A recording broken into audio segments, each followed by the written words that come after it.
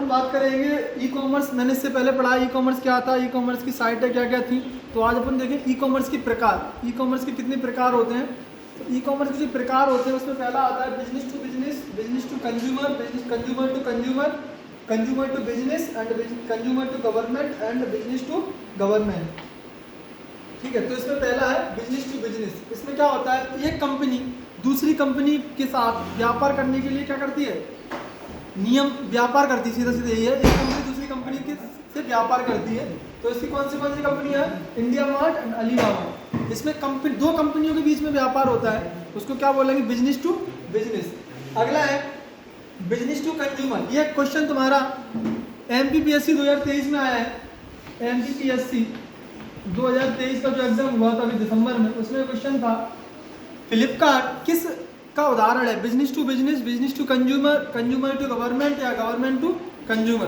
तो इसमें जो उदाहरण था तुम्हारा किसका है, Flipkart consumer, business to consumer का है। पर आयोग ने इसमें दोनों ही प्रश्नों के, दोनों ही ऑप्शन के उत्तर माने हैं, बिजनेस टू बिजनेस भी माना है और बिजनेस टू कंज्यूमर भी माना। पर एक्यूरेट अपन लगाएंगे तो बिजनेस टू कंज्यूमर है, क्योंकि इसमें क्या होता है, ये कंपनियां सीधे डायरेक्ट उपभोक्ताओं को लाभ पहुंचाती है, उपभोक्ताओं के साथ व्यापार करती हैं। तो इसमें कौन से उदाहरण है, अमेजोन, फ्लिपकार्ट, मिंत्रा, ये क्या करते हैं, डायरेक्ट कंपनियां कंज्यूमर के साथ व्यापार करती हैं। तो इसीलिए इसको क्या बोलते हैं, बिजनेस टू कंज्यूमर। अगला है कंज्यूमर टू कंज्यूमर। इसमें क्या होता है, एक उपभोक्ता या एक व्यक्ति दूसरे व्यक्ति के साथ डायरेक्ट व्यापार करता है। ठीक है, एक उपभोक्ता दूसरे उपभोक्ता के साथ व्यापार करता है। तो इसमें कौन सा होता है तुम्हारा, क्विकर होता है, OLX होता है। ठीक है, क्विकर एंड OLX। अगला है कंज्यूमर टू बिजनेस। इसमें क्या होता है, उपभोक्ता डायरेक्ट अपना सामान किसी कंपनी को बेचता है। इसमें क्या करता है, उपभोक्ता अपना सीधा सामान किसी भी कंपनी को बेचता है। इसमें होता है Google, absence and settle stock, ये सब चीज़ इसके क्या है, उदाहरण है। ठीक है, अगला है कंज्यूमर टू गवर्नमेंट। इसमें क्या होता है, डायरेक्ट कंज्यूमर सुविधाएं प्राप्त करता है, कहाँ से, सरकार से। तो इसमें है तुम्हारा MP ऑनलाइन। ये भी क्वेश्चन आया MP ऑनलाइन क्या है, वो पोर्टल का आया था, शासकीय पोर्टल कौन सा, ये भी PSC में आया है। ये क्या है, पोर्टल है MP ऑनलाइन। ठीक है, ये भी मैंने तुम्हें बताया था। अगला है बिजनेस टू गवर्नमेंट। इसमें क्या होता है, कोई कंपनी डायरेक्ट किसके साथ व्यापार करती है, सरकार के साथ इसमें व्यापार करती है। तो इसमें आएगा तुम्हारा ट्रिप एडवाइजर, ये हो जाएगा इसका बिजनेस टू गवर्नमेंट का उदाहरण। ठीक है, अगला है कुछ महत्वपूर्ण तथ्य ई कॉमर्स से संबंधित। तो पहला है CSP। CSP का फुल फॉर्म क्या होता है, कस्टमर सर्विस प्रोवाइडर। CSP का फुल फॉर्म क्या होता है, कस्टमर सर्विस प्रोवाइडर। अगला आता है KYC, बहुत ज़्यादा चर्चाओं में रहता है। KYC क्या है, इसका क्या आवश्यकता पड़ती है। तो KYC का मतलब होता है नो योर कस्टमर। जैसे कि आप बैंकों में जाओगे, कहीं तुम्हारा बोलता है कि खाता सीज कर देता है, फिर तो ये सब चीज़ें उसके लिए बोलता है कि दोबारा से KYC करें। KYC में कौन सी होती है, eKYC होती है, eKYC। ठीक है, तो उसमें अपन आधार, पैन कार्ड वगैरह लिंक करा देते हैं और फिर से तुम्हारा खाता चालू हो जाता है। अगला है OTP। OTP का फुल फॉर्म क्या होता है, वन टाइम पासवर्ड। ये कुछ समय के लिए होती है, 2 मिनट के लिए, 30 मिनट के लिए, जो भी हो उसका ड्यूरेशन टाइम होता है। ये मुख्यतः 4 या 6 अंकों का होता है। ये भी क्वेश्चन पूछ लिया है, OTP जो कितने अंकों का होता है, तो ये होता है 4 या 6 डिजिट का होता है। ठीक है, अगला है भारत का पहला ऑनलाइन पेमेंट प्लेटफॉर्म कौन सा है। तो भारत का पहला ऑनलाइन पेमेंट प्लेटफॉर्म है तुम्हारा बिलडेस्क। ये बिल्कुल इंपॉर्टेंट क्वेश्चन है, बिल्कुल इसको दिमाग में बैठा ले। भारत का पहला ऑनलाइन पेमेंट प्लेटफॉर्म है बिलडेस्क। अगला है डेगनेट। डेगनेट क्या है, ये वेब पोर्टल है और ये किसके लिए, एग्रीकल्चर के लिए है। क्या है, डेगनेट, ये एग्रीकल्चर के लिए है, वेब पोर्टल। अगला है विश्व का पहला 5G फोन किस कंपनी ने बनाया। सभी लोग 5G फोन चला रहे हैं, बिल्कुल प्रश्न ऐसे आने की संभावना है। तो विश्व का पहला 5G फोन बनाया था सैमसंग ने। ठीक है, सैमसंग कंपनी थी जिसने पहले विश्व का 5G फोन बनाया। अब क्वेश्चन आएगा, भारत में पहला 5G फोन किस कंपनी ने बनाया, या भारत की कौन सी कंपनी जिसने पहला 5G फोन बनाया। तो वो है लावा। वो कौन सी है, लावा। तो इसने जो 5G फोन बनाया था उसका नाम था अग्नि। ठीक है, जैसे कि तुमने देखा भी होगा ऐड में, तो लावा अग्नि करके ऐसा कुछ चलता था। अगला है UPI का फुल फॉर्म क्या होता है, यूनिफाइड पेमेंट इंटरफेस, UPI। ठीक है, अगला है NPCI, national payments corporation of India. इसने यूपीआई को कब मान्यता प्रदान की? इसने यूपीआई को 2016 में मान्यता प्रदान की। 2016 से भारत में ऑनलाइन पेमेंट की सुविधा प्रारंभ की गई, इसके माध्यम से एनपीसीआई के मान्यता देने के बाद। अगला आता है एमपीआईएन का फुल फॉर्म क्या होता है?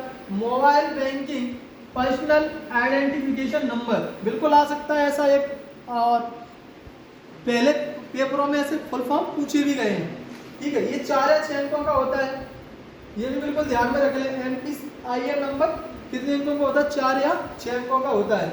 अगला है NEFT, national electronics fund transfer. इसका फुल फॉर्म क्या होता है? National electronics fund transfer. ये 2005 में शुरू किया गया था। अगला आता है सीवीवी नंबर। क्या होता है? सीवीवी, इसका होता है कार्ड वेरिफिकेशन वैल्यू। जैसे अपन कोई ऑनलाइन पेमेंट करते हैं तो कार्ड के माध्यम से करते हैं, उसमें सीवीवी नंबर मांगा जाता है। सीवीवी नंबर, कार्ड का नाम, होल्डर का नाम, कार्ड का नंबर, ये सब चीज़ें, ठीक है। तो सीवीवी का होता है कार्ड वेरिफिकेशन वैल्यू। अगला आता है क्यूआर कोड। बहुत ज़्यादा चर्चाओं में चल रहा है क्यूआर कोड क्या होता है, तो इसका फुल फॉर्म होता है quick response code. QR code का फुल फॉर्म क्या होता है? Quick response code. अगला है मोबाइल ई वॉलेट।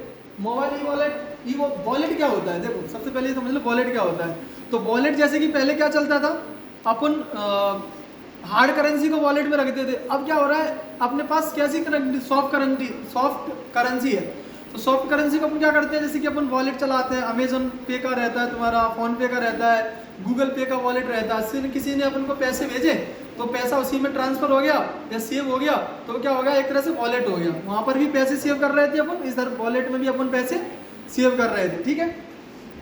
तो ये close wallet, mobile e wallet 3 प्रकार के होते हैं। पहला होता है क्लोज वॉलेट, दूसरा होता है सेमी वॉलेट, तीसरा होता है ओपन वॉलेट। तो क्लोज वॉलेट में क्या होता है, जिस कंपनी का वॉलेट है उसका लाभ केवल उसी कंपनी के लिए कर सकते हैं अपन। जैसे कि अमेजन, फ्लिपकार्ट से अपन ने कोई चीज़ मांगी या कोई प्रोडक्ट खरीदा फ्लिपकार्ट से, तो उसमें अपन को 50% डिस्काउंट मिल गया, उसने बाद में रिफंड कर दिया तो 50%, तो 50% जो आया वो तुम्हारे वॉलेट में आया।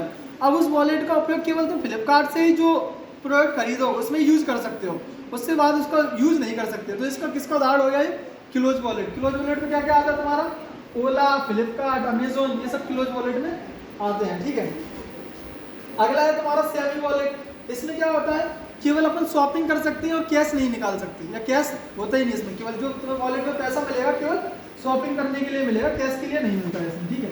तो इसका उदाहरण है तुम्हारा पेटीएम, फ्री रिचार्ज, ये सब चीज़ें। अगला है ओपन वॉलेट। इसमें क्या करता है, इसमें अपन पैसा भी निकाल सकते हैं और ये सुविधाएं केवल बैंक ही उपलब्ध कराती हैं। जो तुम्हारा ओपन वॉलेट की सुविधा है वो केवल बैंक उपलब्ध कराएंगे और इसमें अपन पैसा निकाल सकते हैं और सारी बैंकिंग सुविधा का उपयोग कर सकते हैं। इसका जो उदाहरण है पेपल और एम पैसा, जो एप्लीकेशन है पेपल और एम पैसा, ये सुविधाएं उपलब्ध कराते हैं। अब देख लो विभिन्न प्रकार के कुछ ई वॉलेट्स हैं, वो देख लो। पहला है मोबोक्विक, ये 2009 में आया, इसकी जो संस्थापक थे वो है विपिन सिंह। दूसरा है पेटीएम, ये 2010 में आया, इसके संस्थापक थे विजय शेखर शर्मा, काफ़ी महत्वपूर्ण है। एमपीपीएससी में क्वेश्चन पूछा गया है, पेटीएम के संस्थापक कौन है? विजय शेखर शर्मा। कब ये शुरुआत हुई? 2010 में इसकी शुरुआत हुई। अगला है ऑक्सीजन वॉलेट, ये 2014 में आया, प्रमोद सक्सेना इसके जो है संस्थापक है ऑक्सीजन वॉलेट के। अगला है फोन पे, 2015 राहुल चेरी, समीर निगम, ठीक है। फोन पे के कौन है? राहुल चेरी और समीर निगम, 2015 में फोन पे आया। भीम ऐप 2016 आरबीआई का है। गूगल पे 2018 गूगल की जो इंडिया वाली शाखा है उसने बनाया था, गूगल आईएनसी ने। अगला है भारत पे 2018, इसके हैं अश्नीर ग्रोवर, ठीक है। तो आज अपन ने चर्चा की ई कॉमर्स के प्रकार, कितने प्रकार के होते हैं, ई कॉमर्स वॉलेट क्या होता है और वॉलेटों के प्रकार क्या होते हैं, कौन से महत्वपूर्ण वॉलेट थे, और कुछ अपन ने महत्वपूर्ण तथ्यों पर भी चर्चा की। उम्मीद करते हैं आपको जानकारी पसंद आई होगी। मिलेंगे अगली क्लास में, धन्यवाद।